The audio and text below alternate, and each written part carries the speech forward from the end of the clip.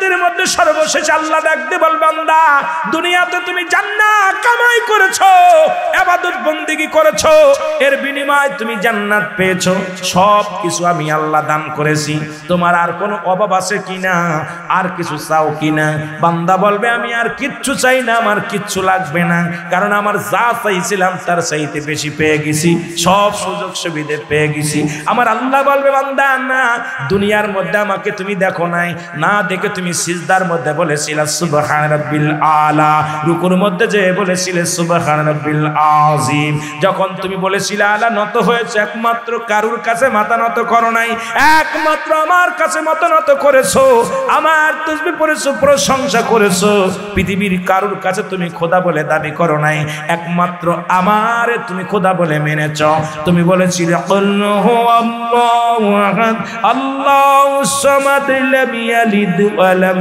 ইউলাদ ওয়া লাম ইয়াকুল লাহু কুফুয়ান আহাদ আল্লাহ বলে বান্দারে আল্লাহ বলে এক আমি আল্লাহ এক বলে স্বীকার করেছিলা দ্বিতীয় কোনদিন তুমি ঈমান বেছো নাই দুনিয়ার মধ্যে কারোর কাছে মাথা নত করো নাই একমাত্র মাথা লুটায় সিজদার মধ্যে লুটিয়ে পড়েছো বান্দা এই না বান্দা শোনো একমাত্র আমি আল্লাহ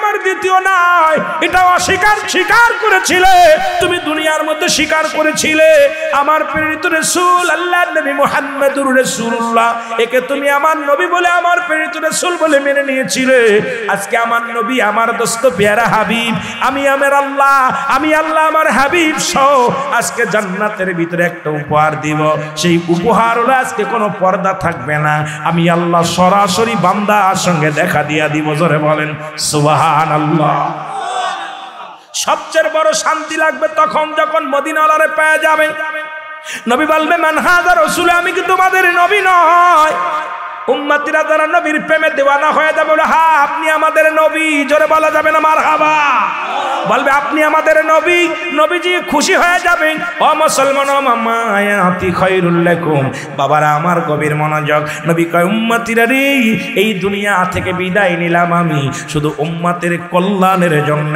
তখন নবী বলবে উম্মতিরা রে তোরা যারা আমাকে চিনছিস আমি নবীর জীবনে দেখিস নাই আমি নবীকে না দেখে বিশ্বাস করেছি ভালোবেসেছিলি আমি নবী আজকে সরাসরি কব তোমার জান্নাতের মধ্যে দেখা দিলাম নবীর দেখা পেয়ে যাবেন আমার আল্লাহ বলবে বান্দারে এই পৃথিবীর মধ্যে তুমি ইবাদত বন্দেগী করেছো আমারে পাওয়ার জন্য আমার জন্য পাগল ছিলা জীবনে কোনোদিন দেখো নাই না দেখে ইবাদত করেছো এক আমি আল্লাহকে তুমি স্বীকার করেছো আমি আল্লাহ আজকে পর্দাবিহীন সরাসরি জান্নাতীদের সঙ্গে দেখা দিব জোরে বলা যাবে না মারহাবা সব কিছু পেয়ে যাবেন যদি সর্বশেষে আপনার বিবি যদি ইমানদার হয় বিবিকে যদি চান বিবিকে আমার আল্লাহ হাজির করে দিবেন অনেকে বলতে পারেন হুজুর একটা মানুষের জন্য 70টা হুর দিবে আবার বউ কি দরকার আছে কারণ পৃথিবীর মধ্যে যে বিবি তার স্বামীর অনুগত্য করিয়া ইন্তেকাল করবে যে বিবি তার স্বামীর অনুগত্য হইয়া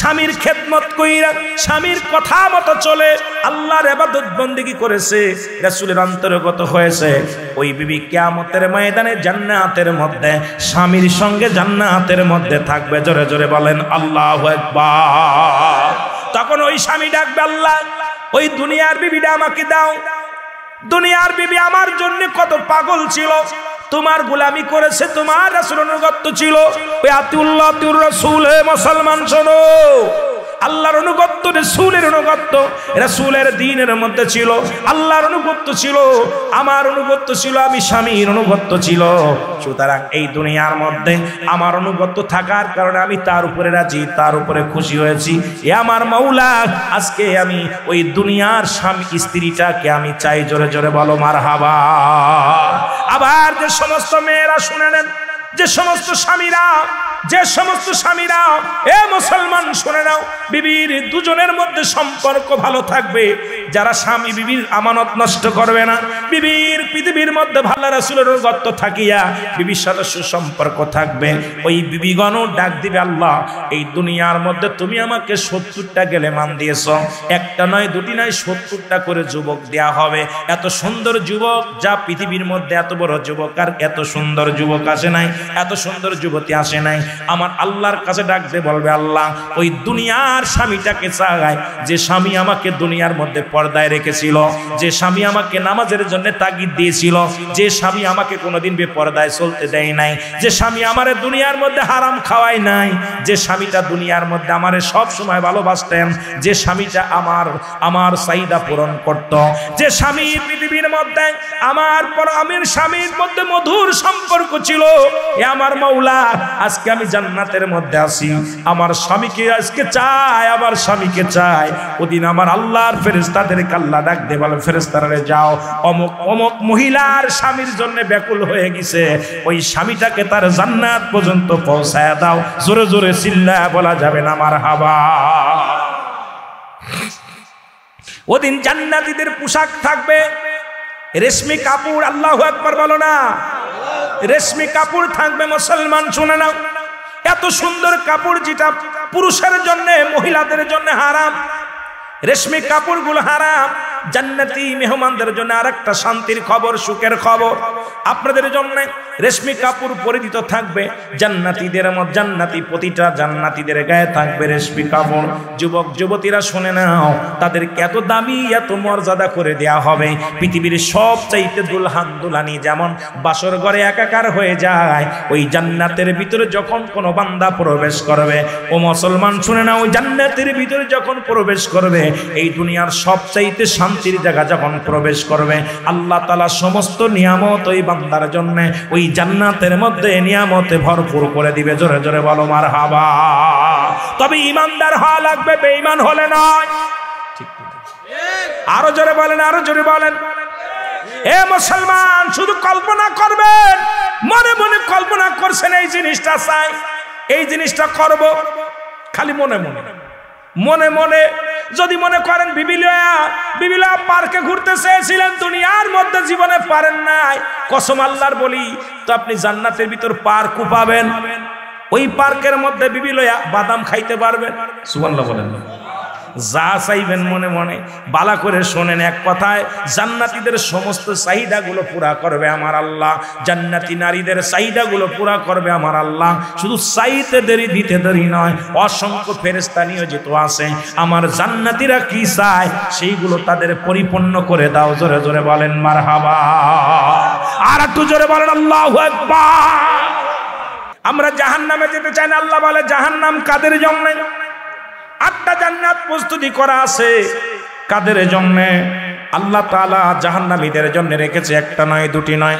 আর জাহান্নামের মধ্যে এমন অগ্নিকাণ্ড, পাথর, সাপ, বিচ্ছু জাহান্নামের মধ্যে অপেক্ষা করে। ওই জাহান্নামের মধ্যে পিপাসায় মানুষগুলো কাতর হয়ে যাবে। মহিলাদের হায়ানি পাশের পানিগুলো তাদেরকে খাইতে দেওয়া হবে, এই পানিগুলো তখন খাবে। জাহান্নামের তলদেশে সবচেয়ে মুনাফিকরা যাবে।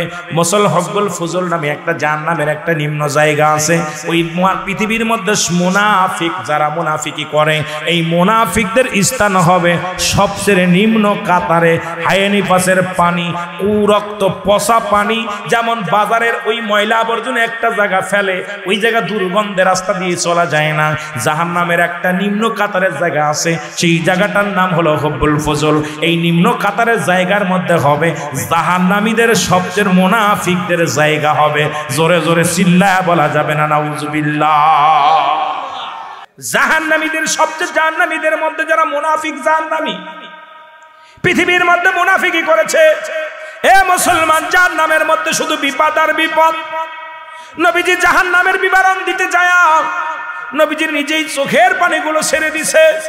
জাহান্নাম, কোন জাহান্নামে কি অবস্থায় অগ্নিকণ্ডে জ্বলবে, কোন জাহান্নামে কাদেরকে পোড়াবে, কোন জাহান্নামে কত রকম শাস্তির বিধান আছে।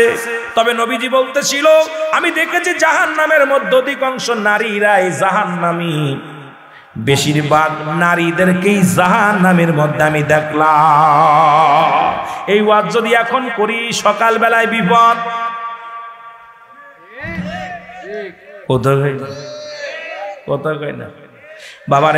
অধিকাংশ নারীরাই হবে জাহান্নামী, জাহান্নামী, জাহান্নামী, জাহান্নামী। তার মধ্যে 1 নাম্বার মা মহিলারা, 90-99% মহিলার এক কথার জন্য জাহান্নামে যাবে। স্বামীর লানতকারী মহিলারা বেশি জাহান্নামে যাবে, তাদের হজ যাকাত সব কবুল, আর কিছু কবুল হবে না। যে সমস্ত নারীরা স্বামীর দুর্নাম করে, স্বামীর লানত দেয়, অভিশাপ দেয়, কয় বড়া পড়ার পালে এসে শান্তি হলো না, ও একটা ভালো কাপড় দিতে পারলো না, কোনোদিন একটু ভালোবাসা দিতে পারলো না, এই অকৃতজ্ঞতা স্বীকার করে। পৃথিবীর মধ্যে যারা স্বামীকে লানত দেয়, গালি দেয়, এই সমস্ত নারীরা জাহান্নামের নিম্ন তরে চলে যাবে। জোরে জোরে চিল্লায় বল আল্লাহু আকবার। জাহান্নামটা হবে ভয়ঙ্কর জাহান্নাম। জাহান্নামে 70,000 রশি লাগানো, এক একটা জাহান্নামে কত হাজার? 70,000 রশি লাগানো। এক একটা জাহান্নামের মধ্যে, এক একটা রশির মধ্যে 70,000 ফেরেশতারা ধরে টানবে। কত হাজার? তাহলে জাহান্নামটা কত বড়? কথা কয় না কেন? জাহান্নামটা কত বড়? এক একটা রশির মধ্যে 70,000 ফেরেশতারা ধরে টানবে, আর 70,000 রশি লাগানো থাকবে। জাহান্নাম পালাইবে, জাহান্নাম পালাইবে শুধু পোড়ার ভয়ে। জাহান্নামকে টেনে হিচড়ে নিয়ে আসা হবে। জাহান্নামকে আল্লাহ বলবে, জাহান্নাম তুমি পালাও কেন? বলবে, আল্লাহ তোমার ওই বান্দা বান্দির কান্না আমি জাহান্নাম সইতে পারি না।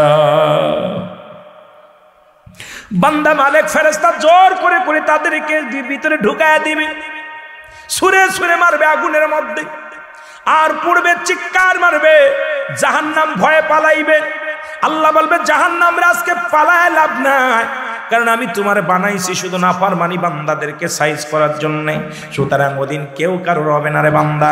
আমি আপনাদেরকে বলে যাই, দুনিয়ার মধ্যে যতই কষ্টে থাকেন, আল্লাহর ইবাদত বন্দেগী ভুলবেন না, রাসূলের সুন্নাত তরিকা ছাড়বেন না। যদি জান্নাতে যেতে চান, এই দুনিয়া কষ্ট করে না, এই দুনিয়া জান্নাতীদের জন্য কষ্টের জায়গা, আরামের জায়গা না। আমরা যত কষ্টই হোক, আমরা দুনিয়ার মধ্যে ইবাদত বন্দেগী করতে চাই কি চাই না? নবীজি মন খারাপ, পাহাড়ে আমার আনসারী তার কলিজার টুকরার সন্তান দুটিকে ইহুদি বেঁধে রাখছে, তারপরও নামাজের জামাতে হাজির হয়ে গেছে। আহারে কেমন ইমানদার! আর আমাদের যদি একটু মাথায় জ্বালা হয়, মসজিদে যাই না, যেহেতু ওদিকে আমার ওয়াজ না, তাও একটু টাচ দেওয়ার দরকার। যেহেতু প্রধান অতিথি সব বক্তার কথায় গোছাইয়া একত্রিত করে শেষ নামাই তবে প্রধান বক্তার, এই জন্য একটু টাচ দিলে মজা লাগবে আপনাদেরকে। মুসলমান কেমন ইমানদার, ছেলের কলিজার টুকরো সন্তান বন্দি, তারপরও নামাজ সারে নাই। নামাজের মধ্যে নবী নালিশ নিয়া, নবীর মুখটা বড় বেজার, নবীজির মুখটা মনিম। এমন সময় আসলেন হযরতে মুসলমান, শুইনা নাও, শেরে খোদা হযরত আলী রাদিয়াল্লাহু তাআলা আনহু আসলেন। হযরত আলী আয়েশা সালাম দেয়, আসসালামু আলাইকুম ইয়া রাসূলুল্লাহ ইয়া হাবিবাল্লাহ। আলীর সালামের জবাব দেয়, ওয়ালাইকুম আসসালাম।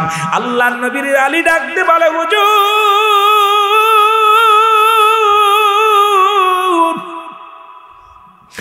আমি দেখতেছি আপনার মনটা কেন বলে মেরে, আপনার মুখটা কেন মলিম ইয়া রাসূলুল্লাহ ইয়া হাবিবাল্লাহ। আপনি একবার হুকুম দেন, আমি শেরে খোদা হযরত আলী আমার জীবনের বিনিময় হলো আপনার মুখে হাসি ফুটাইব। নবী গো, কে আপনাকে গালি দিয়েছে, কে আপনাকে মন্দ বলেছে, কে আপনাকে কষ্ট দিয়েছে, একবার বলেন না নবী গো। আমার জীবনের বিনিময়ে হলেও আপনার মুখে হাসি দেখতে চাই, আপনার মুখটা আমি বেজারে দেখতে পারি না। আপনার মুখের হাসি এই আসমান জমিনের ভিতরে সবচেয়ে বড় ভালোবাসি গো নবী। আপনার মুখটা মলিম দেখতে পারি না। আমার নবী কালী রে, আমি তোমারে কি বলবো, আমার কিছু হয় নাই, মনে বড় কষ্ট। জোরে জোরে চিল্লায়া বলা যাবে না আল্লাহু আকবার। শেরে খোদা হযরত আলী বিদায় নিয়ে গেল। এ মুসলমান, আসলেন কোথায় আবু বকর সিদ্দিক রাদিয়াল্লাহু তাআলা আনহু। হযরত আবু বকর সিদ্দিক রাদিয়াল্লাহু তাআলা আনহু এসে বলে, আসসালামু আলাইকুম ইয়া রাসূলুল্লাহ। আসসালামু আলাইকুম ইয়া হাবিবাল্লাহ। নবী কো আলাইকুম আসসালাম। হযরত আবু বকর ডাকতে বলে, নবী গো, মায়ার নবী, আমি দেখতে পাই আপনার মুখটা কেন মলিম গো। এই পৃথিবী ছেড়ে দিতে পারি, পৃথিবীর মায়া করি না, জীবনের মায়া করি না ইয়া রাসূলুল্লাহ ইয়া হাবিবাল্লাহ। নবী গো, কিন্তু আপনার মুখটা বেজার দেখতে পারি না, মলিম দেখতে পারি না। হুজুর আমার কোনো কথাই কষ্ট পেয়েছেন কি, আমাদের কোনো ব্যবহারে কষ্ট পেয়েছেন? নবী বলেন না। নবী হযরত আবু বকর ডাকতে বলে, ইয়া রাসূলুল্লাহ, ইয়া হাবিবাল্লাহ, তাহলে মক্কা মদিনার কোনো মানুষ আপনাকে গালি দিছেনি? এই মক্কা মদিনার কোন দুষ্ট দুষ্ট কাফের আপনাকে কোনো কষ্ট দিছে কি না? আমার নবী কয় না। আজকে বলে তাহলে হয়তো আপনার আব্বার কথা মনে পড়ছে, হয়তো আপনার মার কথা মনে পড়ছে, এই কারণে আপনার চোখ দিয়া দরদর করে পানি পড়ে। মুখটা কেটে মলিম, তারপরও আপনার চোখ দিয়া দরদর করে পানি ঝরে। আল্লাহর নবী আবু বকরের না না না, আমার মনে বড় কষ্ট, তোমার দিয়া হইব না। এ মুসলমান শোনো, ও আবু বকর, আমি এর জন্য কাঁদি না, এর জন্য কষ্ট পাই না। জোরে জোরে চিল্লায় বলা যাবে না আল্লাহু আকবার। আল্লাহর নবীর কদমের মধ্যে আসেন হযরত ওমর ফারুক রাদিয়াল্লাহু তাআলা আনহু এসে বলে, নবী গো, ও মায়ার নবী, আমি খাত্তাবের বেটা উমর, যেদিন থেকে নবী গো আপনার হাতে কালেমা পড়েছি, আপনার কদমে জীবন শুভে দিছি, সেদিন থেকে দুনিয়ার মুখাপেক্ষী নয়। নবী গো, আপনার মুখটা মলিম দেখলে আমি উমর ঘুমাইতে পারি না, খাইতে পারি না, শান্তি পাই না। ইয়া রাসূলুল্লাহ, ইয়া হাবিবাল্লাহ, আপনার কি হয়েছে আপনি একটু বলেন? আপনি কেন এত গম্ভীর? আপনার মুখটা কেন মলিম? আপনার মাঝে মাঝে চোখ দিয়া পানি ঝরে। ইয়া রাসূলুল্লাহ, ইয়া হাবিবাল্লাহ, একটু বলবেন কি না? হযরত ওমরকে ডাকতে বলে, ওমর রে, আমার বুকে কত ব্যথা, আমার কি মনে কষ্ট, আমি তোমারে কেমনে বোঝাইব? তোমার কাছে কি বলবো রে ওমর? ওমর রে, আমি বড় কষ্টে আছি, এটা তোমারে আমি কি বলবো? হঠাৎ করে চলে আসলেন মুসলমান, শুনে নাও, হযরত উসমান গনি রাদিয়াল্লাহু তাআলা আনহু। উসমান গনি ডাকতে বলে, ইয়া রাসূলুল্লাহ, ইয়া হাবিবাল্লাহ, আসসালামু আলাইকুম ইয়া হাবিবাল্লাহ, আসসালামু আলাইকুম ইয়া রাসূলুল্লাহ। আল্লাহর নবী কয়, উসমান রে, আমি তো তোমারে মনে মনে খুঁজতেছিলাম, তুমি এত দেরি করলা কেন? সব সাহাবী আসলে, আমার আলী আছে, আমার উমর আছে, আমার কে আছে, আবু বকর আছে, তুমি এত দেরি করলা কেন? আল্লাহর নবী ডাকতে বলে, ও আবু উসমান গনি, আমি তোমারে তো খুঁজতেছি। উসমান গনি বলে, ইয়া রাসূলুল্লাহ, ইয়া হাবিবাল্লাহ, কিসের জন্য আমারে খোঁজেন? উসমান গনি বলে, ইয়া রাসূলুল্লাহ, ইয়া হাবিবাল্লাহ, আমি কোন উপকারে আসতে পারবো না ইসলামের জন্য। আমার নবী ওসমান রে, আমি তোমারই খুঁজতেছি রে ওসমান, তুমিও পারবা। ওরে আমার আব্দুল্লাহ আনসারী রে, সবচাইতে গরিব সাহাবী সমাজের মধ্যে, তার সন্তানেরা ক্ষুধার যন্ত্রণায় ক্ষুধার্তিত হইয়া যখন আমার আনসারী নামাজে জামাতে আসতেছিল, এই ফাঁকে তার দুটি সন্তান খাজুর খাওয়ার জন্য ওই জঙ্গলের মধ্যে যাইয়া ইহুদির গাছের খাজুর গুলো টুকায়া খেয়েছে। এই অপরাধে আমার আনসারীর কলিজার টুকরা সন্তান দুটিকে বন্দী করে রেখে দিছে, হাত পায়ের মধ্যে রশি লাগাইয়া রেখে দিছে। আনসারীর সন্তানটাকে তুমি নিয়ে আসো, ছাড়ায় আনো, আর যে কোনো মূল্যে হোক ওই গাছটা, যে গাছের ফল খাওয়ার দরুন আমার সাহাবীর কলিজার দুটি সন্তানকে বেঁধে রাখছে, আমি তোমাকে হুকুম দিলাম ওই গাছটা যে কোনো মূল্যে করাই করো আমার আনসারীর কলিজার টুকরা সন্তানের জন্য। জোরে জোরে চিল্লায় বলা যাবে না মারহাবা। আল্লাহ কয়, ও বান্দা, তুই আমার অনুগত হইলি, আমার রাসূলের অনুগত হইতে হবে। এই জন্য যেখানে আল্লাহ সেখানে রাসূল মুসলমান, আতুল্লাহ তুর রাসূল। আল্লাহ কয়, আমার অনুগত করো, আমার নবীর অনুগত করো। এখন একটা করবেন, একটা করবেন না।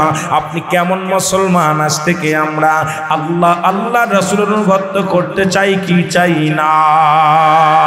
আরো জোরে বলেন, চাই কি চাই না? আওয়াজে জোর নাই, তার মানের মধ্যে মুনাফিক আছে। আল্লাহ কমিনান নাস, মানুষের মধ্যে মায়াকুলতার বলবে আমার না তার ঈমান আনছে, বিল্লাহি আল্লাহর প্রতি আখিরাতের প্রতি বিশ্বাস স্থাপন করছে। ওমা হুম বিমুমিনিন, আল্লাহ কয় মুমিন মুত্তাকিন বলে দাবি করবে, রাসূলুল্লাহর কদমের মধ্যে একদল বেঈমান যায়।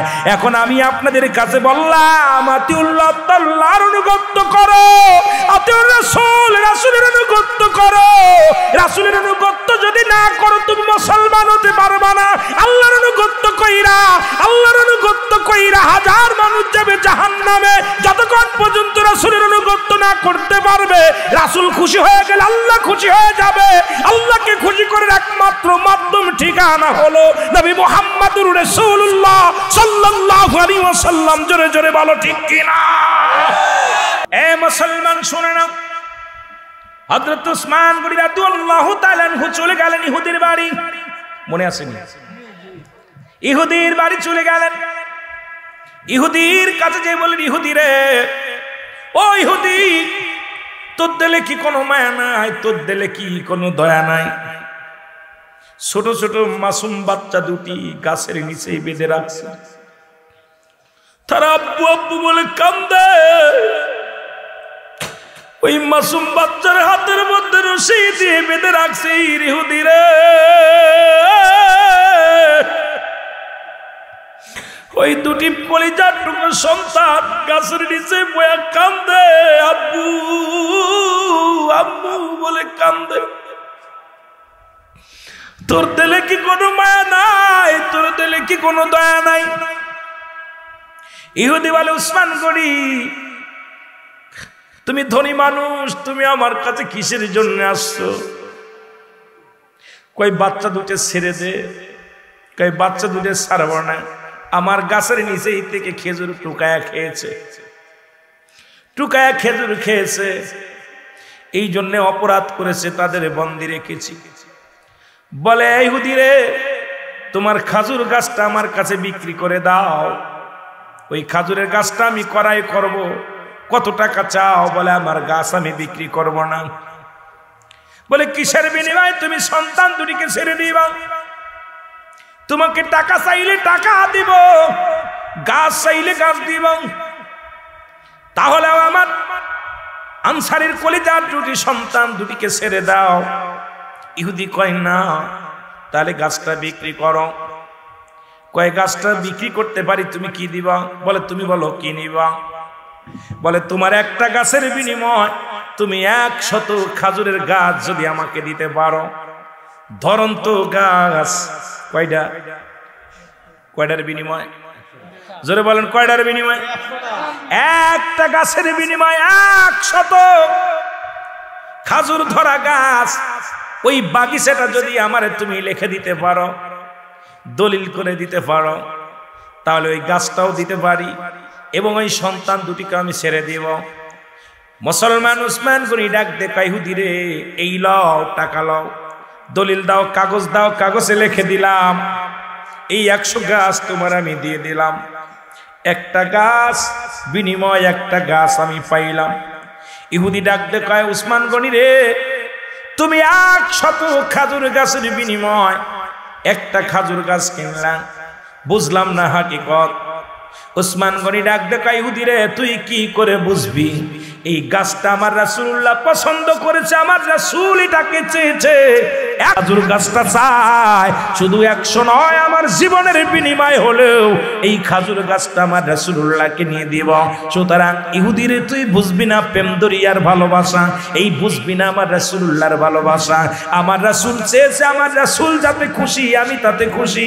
আমার নবীর খুশি করতে যাইয়া 100 গাছ না, এরকম হাজার হাজার গাছ, আমার জীবন আমার জৈবন সব যদি বিলিয়ে দিতে হতো, তবু আমি এই গাছটা করাই করতাম। জোরে জোরে চিল্লায়া বলা যাবে না মারহাবা। আল্লাহর নবী কেমন সাহাবীদেরকে ভালোবাসতো, সাহাবীরা আল্লাহর নবীকে ভালোবাসতো। মারহাবা, আরো জোরে, আরো জোরে। এই জন্য মুসলমান শুনে নাও, আমি ওদিকে নয়, যেতে হবে জান্নাতের দিকে, জাহান্নামের দিকে। মানুষ ইন্তেকালের পরে 2টা জায়গা নেওয়া হয়, একটা হলো মুসলমান সিজিল, আর একটা হলো আরেকটা কি ইজ্জিল। আল্লাহু আকবার বলেন। একটা জায়গা হলো জান্নাত, একটা হলো জাহান্নাম। একটা ভালো জায়গা, একটা খারাপ জায়গা। আর এই জান্নাতের ভিতর আছে নিয়ামত। এই জান্নাতের মধ্যে রাসূল আকরাম সাল্লাল্লাহু আলাইহি ওয়াসাল্লাম যখন মিরাজ করলেন, এই জান্নাতের মধ্যে গেলেন, জিবরিল আমিন নিয়ে দেখাইলেন, ঘুরে ঘুরে দেখাইলেন। প্রতিটা জান্নাতের দরজা খুলে নবীজি দেখতে পাইলেন তার উম্মতের জন্য শুধু নিয়ামতে ভরপুর। যেদিকে তাকায় সেদিকেই নিয়ামত, যেদিকে তাকায় সেদিকেই নিয়ামত, যেদিকে তাকায় সেদিকেই নিয়ামত। আমার আল্লাহ বলে হাকা যা, অনেক দিব, কম দিব না। ওই নিয়ামতগুলো একমাত্র জান্নাতীদের জন্য এত অফুরন্ত ভান্ডার দান করবে। জোরে জোরে চিল্লায় বলো মারহাবা, আর একটু জোরে বলো মারহাবা। ওই জান্নাতের ভিতরে নহর পাওয়া যাবে, জান্নাতের ভিতরে ফল পাওয়া যাবে, জান্নাতের ভিতরে ফুল পাওয়া যাবে, জান্নাতের ভিতরে নারী পাওয়া যাবে। 70টা করে একটা পুরুষের জন্য, একটা পুরুষের জান্নাতীদের জন্য 70টা করে হুর, একটা মেয়েদের জন্য। একটা মহিলা সে যদি সতী সাথী হইয়া জান্নাতের মধ্যে প্রবেশ করে, ওই নারীর জন্য 70টা করে গেলে মান থাকবে, একটা পুরুষের জন্য 70টা করে হুর থাকবে। সেই হুরগুলো দুনিয়ার হুরের মতো নয়, দুনিয়ার কোনো লেডিসের মতো নয়, দুনিয়ার কোনো সুন্দরীর মতো নয়। পৃথিবীর সেই হুরগুলোর কেনি আঙ্গুল যদি দুনিয়ার মানুষ দেখত, এই জমিনের মধ্যে যদি বাইর করত, এই দুনিয়ার আলো বাতাসগুলো তার কাছে হার মানত। এত সুন্দর, এত সুন্দর হুর। এই হুরগুলো অপেক্ষা করতেছে ইমানদার মুসলমানদের জন্য, ইমানদার মুমিনের জন্য, আল্লাহ ওয়ালাদের জন্য। জোরে জোরে চিল্লায় বলো মারহাবা। কয়টা করে, কয়টা করে, এই কথা কয়টা করে? তোমরা একটা মেয়ে, সুন্দরী মেয়ের পিছে পিছে করো। একটা সুন্দরী মেয়ে পাইলে পায়ের জুতা ক্ষয় করে ফেলো। হিন্দু দেখো না, বৌদ্ধ দেখো না, খ্রিস্টান দেখো না। এ মুসলমান শুনে নাও, এ মুসলমান গভীর মনোযোগ। জান্নাতের ভিতরে থাকলে কতদিন থাকবেন, কত সময় থাকবেন ঠিক পাবেন না। দেখা যায় শত শত বছর জান্নাতের মধ্যে আছেন, শান্তির মধ্যে আছেন। এই শান্তির মধ্যে থেকে টের পাবেন না। যেমন মুসলমান 100 বছর পরে মুসলমান, গভীর মনোযোগ, 1000 বছর পরে আপনি উঠবেন, তখন আপনাকে জিজ্ঞাসা করা হবে তুমি কতদিন যাবত এই ঘরের মধ্যে ছিলা? কয়েক ঘন্টা, কয়েক মিনিট। হিসাব করে বলবে ফেরেশতারা, বান্দা না, তুমি আজ 100 বছর, 1000 বছর তুমি জান্নাতের নিয়ামতগুলো ভোগ করতেছিলা। জোরে জোরে চিল্লায় বলো মারহাবা। এই জান্নাতের ভিতর থাকবে সমস্ত প্রকার সুযোগ সুবিধা। মারহাবা বলেন। কি থাকবে, কি থাকবে? সমস্ত প্রকার সুযোগ সুবিধা থাকবে। যেমন আমার দেশে সরকারি কর্মকর্তা যারা এমপি, মিনিস্টার, মন্ত্রী হয়, তাদের যেমন অনেক সুযোগ সুবিধা আছে। একজন এমপি মন্ত্রী যখন হয়, তাদের পর্যাপ্ত সুযোগ সুবিধা যা চায় তাই পায়, তাদেরকে সব ব্যবস্থা করে দেওয়া হয়। এই দুনিয়ার এমপি মন্ত্রীদের যদি এমনি হয়, শুধু এমপি হওয়ার কারণে জনগণের ভোটে এমপি হওয়া পর, মন্ত্রী হওয়া পর, রিটায়ার্ডের পরেও তাদের এত দাম। যখন রিটায়ার্ড হয়ে যায় তাদেরকে সিকিউরিটি দেওয়া হয়, তাদেরকে ভাতা দেওয়া হয়, তাদেরকে শান্তিতে প্রতি মাসে মাসে রেশন দেওয়া হয়, তাদের ভালো ফ্ল্যাট বাড়ি দেওয়া হয়, তাদের সুযোগ সুবিধা, সব সুযোগ সুবিধা করে দেওয়া হয়। তদ্রূপ দুনিয়ার জিন্দেগির মধ্যে যারা আদায় করে কামাই করে জান্নাত পাবে, যারা দুনিয়ার মধ্যে মুত্তাকিন হয়ে ইন্তেকাল করবে, যারা দুনিয়ার জিন্দেগিতে মুসলমান ইমানদার হইয়া মৃত্যুবরণ করবে, মৃত্যুর পর থেকে আবাদান আবাদান চিরস্থায়ী জান্নাতের মধ্যে থাকবে। আর ওই জান্নাতের মধ্যে সমস্ত প্রকার সুযোগ সুবিধা করে দিবে আমার আল্লাহর ফেরেশতারা। আল্লাহ হুকুম দিবে, বান্দা যাও অমুক গ্রামে অমুক ব্যক্তিকে অমুক ইন্তেকালের পরে কিয়ামত পর্যন্ত তার সমস্ত প্রকার সুযোগ সুবিধা দিয়ে দাও। সে যা চাই তাই দাও, সব দিয়ে দাও। সর্বশেষে আমি আল্লাহ সব নিয়ামতের পরে আমি আসব জান্নাতের মধ্যে। যখন ও মুসলমান, ওরে আমরা গুনাহগার গনবী, আমরা গুনাহগার, হে বলো আমরা গুনাহগার গনবী, ও নবী গো আমরা সালাত সালাম জানাই, সালাত সালাম জানাই আপনার পরে, ও নবী গো আরো জোরে বলেন আমরা গুনাহগার গনবী আমরা গুনাহগারে ভালো আমরা গুনাহগার গনবী গারে নবী গো ও নবী ও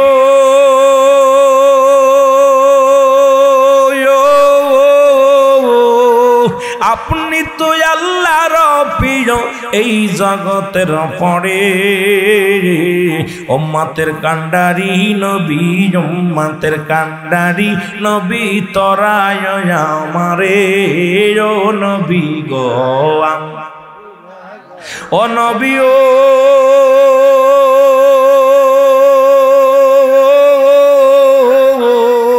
আপনি তো রহমতের ভান্ডারে নাই জগতে ভালো আপনি তো রহমতের ভান্ডারে নাই জগতে আপনি যে উম্মতের কান্ডার আপনি যে উম্মতের কান্ডার তরায় আমারে ও নবী গো আরো জোরে বলেন আমরা গুনাহগার গনবী আমরা গুনাহ আরো জোরে বলেন আমরা গুনাহগার গনবী আমরা গুনাহ ও নবী গো সালাতু সালাম জানাই সালাতু সালাম জানাই আপনার পরে ভালো সালাতু সালাম জানাই আপনার ও নবী গো ওয়া মা আরসালনাকা ইল্লা রাহমাতাল লিল আলামিন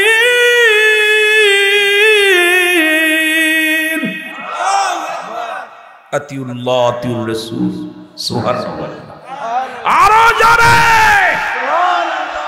আল্লাহর অনুগত হতে হবে আতিউল্লাহ আল্লাহর অনুগত আমরা হতে চাই কি চাই না জোরে বলেন চাই কি চাই না কিছু নাই সরাসর বেঈমান জোরে জোরে চিল্লায় বলা যাবে না আল্লাহু আকবার নবী উম্মতের কত ভালোবাসতে একটা কথা আমি বুঝায়া আলোচনায় চলে যাব গো এই রাসূলের একজন গরীব সাহাবী আব্দুল্লাহ আনসারী এ দুনিয়ার মানুষ শোনো এই আব্দুল্লাহ আনসারী রাসূলের কদমে সদা সর্বদাই থাকতেন নবীর কদমেতে নিয়োজিত থাকতেন নবীর ভালোবাসার প্রেমের মালায় এমন ভাবে গলায় পড়েছিলেন যে আব্দুল্লাহ আনসারীকে নবী ওয়াদা করেছে আব্দুল্লাহ আনসারী রে আমি নবী তোদের হাত ধরে স্বামী স্ত্রী দুজনকে জান্নাতে নিয়ে যাব যেহেতু নামাজের ওয়াজ আজকের মসজিদের ইমাম সাহেবকে দেয়া হয়েছিল অত্র মসজিদের মুসলমান শুনে নেন নামাজের গুরুত্ব বিষয় আলোচনা করেছে এই জন্য আমি ওদিকে যাব না সাবজেক্টই তার আলাদা আমি শুধু নবীর ভালোবাসার কথা বলতে যাই ওই নামাজের গুরুত্বের বিষয় ওই সাহাবী ছিলেন আর ওই সাহাবীর দুই কলিজার টুকরা তৎকালীন জামানায় মরু প্রান্তরে মুসলমান শুনেন এমন গরিব সাহাবী ছিল যখন বাবা নামাজে চলে আসতো গো ওই সন্তান দুটি সন্তান আল্লাহ তারে দান করেছিল ওই ছোট ছোট মাসুম বাচ্চাগুলো জঙ্গলের দিকে যাইয়া ও মুসলমান শোনো পাহাড়ি অঞ্চলে যাইয়া পাহাড়ের মধ্যে ঢুকিয়া খাজুরের গাছতলা যাইয়া ওই খাজুরগুলো টুকায়া টুকায়া খাইতো জোরে জোরে চিল্লা বলা যাবে না আমার হাওয়া হায়রে আমার নবীর মায়ার দিন উম্মতের সামনে আজি হইতেছে বিলীন হায়রে আমার নবীর মায়ার দিন বলো হায়রে আমার নবীর মায়া আরো জোরে বলে নাই রে আমার নবীর মায়ার দিন উম্মতের সামনে আজি হইতেছে বিলীন হায় রে আমার নবীর মায়ার আরো জোরে বলেন হায় রে আমার নবীর মায়ার দিন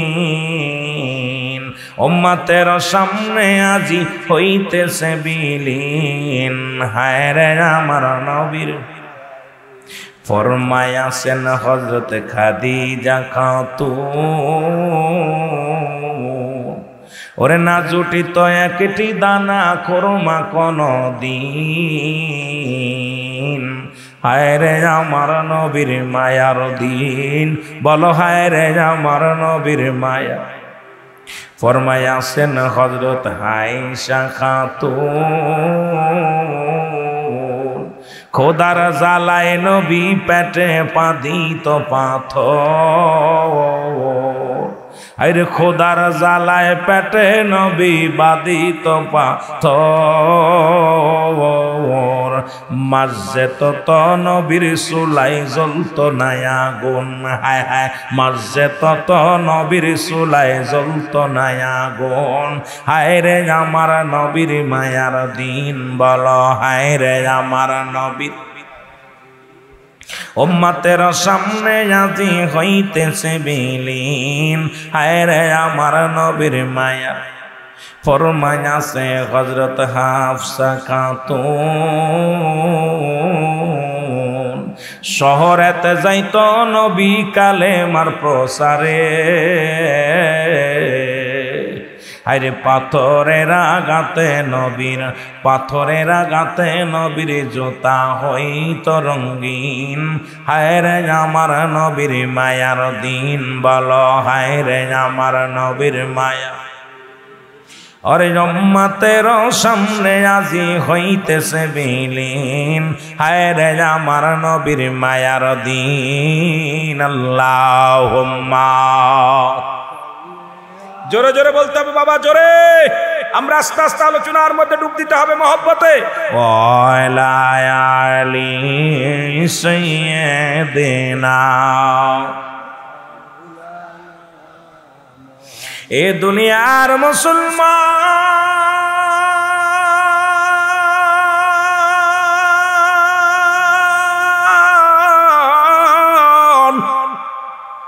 এর প্রেমের দড়ি বান্দরে মদিনার সনে, বলো প্রেমের রশি বান্দরে এর মানুষ বানাইল আল্লাহ প্রেমের কারণে, বলো মানুষ বানাইল আল্লাহ প্রেমের কারণে। প্রেমের তরি বান্দরে মদিনার সনে, বলো প্রেমের তরি বান্দরে এই আল্লাহ বানাইল আসমান জমিন,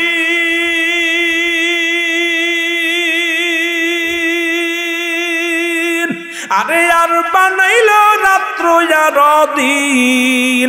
আর মোর নবীকে পাঠান আল্লাহ, মোর নবীকে পাঠান আল্লাহ প্রেমের কারণে, বলো মোর নবীকে পাঠান আল্লাহ প্রেমের কারণে।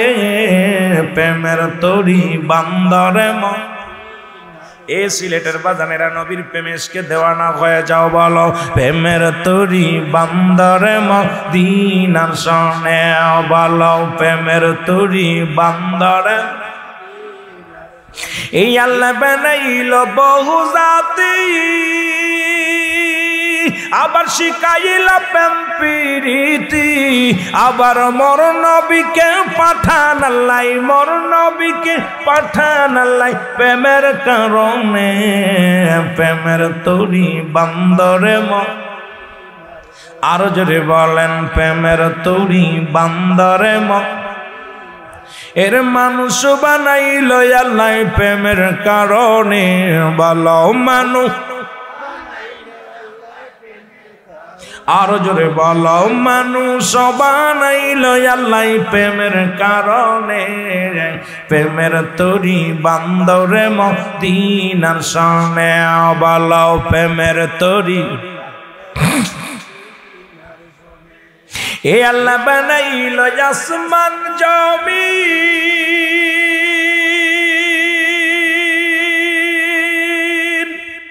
আর বানাইল রাত্র আর দিন। আরে হাবিবিকে পাঠাইল আল্লাহ, হাবিবিকে পাঠাইল আল্লাহ প্রেমের। আরো জোরে হাবিবিকে পাঠাইল আল্লাহ প্রেমের কারণে। প্রেমের মারহাবা, এর প্রেমের তরি বান্দরে মানুষ বানাইলো আল্লাহ প্রেমের কারণে, বলো মানুষ বানাইলো আল্লাহ প্রেমের, এর প্রেমের তরি বান্দরে মদিনা শানে, বলো প্রেমের এরে আল্লাহ আসমান যেমনি বানাইলো এমনি তোরে বানাই নাই। এ শ্রীমঙ্গলের বাজারের শোন, আল্লাহ পাহাড়টা যেমনি বানাইলো এমনি তোরে বানাই নাই। আল্লাহ ফেরেশতা যেমনি বানাইলো এমনি তোরে বানাই নাই। ওরে মুসলমান, আল্লাহ জিন জাতিরে যেমনি বানাইছে এমনি তোরে বানাই নাই। এই আসমান জমিন যেমনি বানাইছে আল্লাহ এমনি তোমারে আমারে বানাই নাই। আল্লাহ কয় পৃথিবীর মধ্যে আমার নিকটবর্তী জিরা হলো তারা হলো ফেরেশতারা, তাদেরকে আমি যেমনি বানাইলাম আমার বান্দারে আমি এমনি বানাই নাই। সব জাতিকে বানাইলাম কোন আর ফায়াকুন বলিয়া, একবার শুধু হুকুম দিছি কোন হয়ে যাও, ফায়াকুন বাইর হয়ে গেছে। যত জমিনের সমস্ত মাখলুকাত গুলো আমি হুকুম দিয়ে বানাইলাম, আর একমাত্র বান্দা বান্দি শুইনা লও, এই আল্লাহ পাক আমার আপনাকে বানাইছে তার কুদরতি হাত মোবারক দিয়া। জোরে জোরে একবার চিল্লায়া বলা যাবে না সুবহানাল্লাহ? আর একটু জোরে জোরে চিল্লায়া বলা যাবে না মারহাবা? এ দুনিয়ার মুসলমান শুইনা লও। এই জন্য নবী গো আমার মনটা একটু খারাপ গো।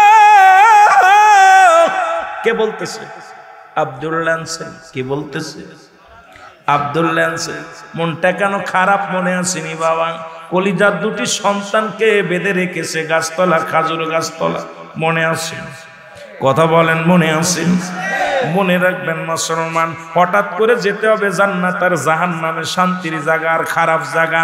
এই জন্য নবীর আগে একটু নবীর ভালোবাসার মধ্যে ডুব দিই। এসেছেন যত নবী সকলের ইমাম, সালাম তোমায় গো নবী, হাজারো সালাম নবী।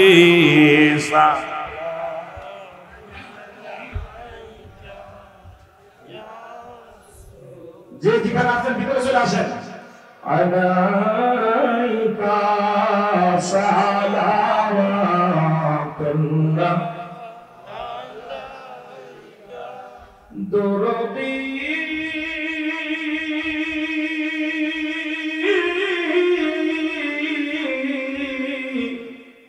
ও মায়ার নবী আমার, ও রাসূল কোথায় গো আপনার ঠিকানা, আমরা শুনতে পাই সোনার মদিনা, কোন পথে